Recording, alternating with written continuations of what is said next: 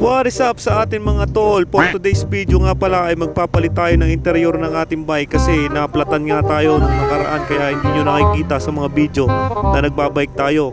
Kaya samahan nyo ako sa video na to, ating papalitan ng ating interior.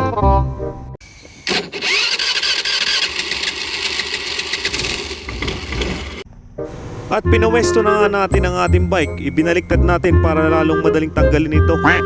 Medyo nahirapan nga tayong tanggalin ang ating interior kasi kulang nga tayo sa ating gamit. Kaya dumiskarte muna tayo ng mga pangkalas para lang matanggal natin ang interior natin. At ito nga nakita natin. Kita nyo, ito yung ano dito. Bumigay yung patch, yung tagpi niya. Puro dami na pala nitong tagpi. Tagpi pa dito. Tagpi pa dito. Yun o. Hiram na nga tayo ng adjustable mga tol. Ating mga kaibigang ibang lahi, mga Indiano. At sinubukan na nga natin tanggalin ang ating true axle. Ngunit hindi nga ito quick release kaya kinailangan natin ng adjustable. At nang matanggal na nga natin ay sinubukan na natin tanggalin ang sirang interior para palitan.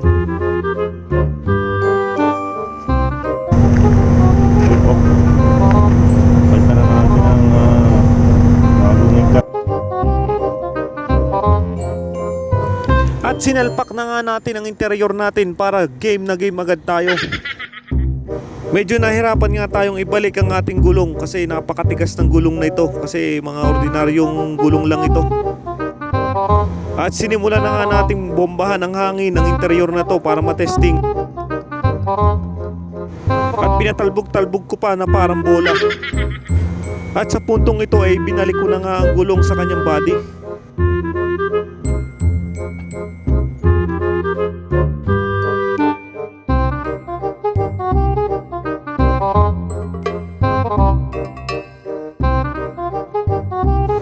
Tapos tinanggal ko na nga ang tapalodo kasi hindi naman gaanong umuulan dito.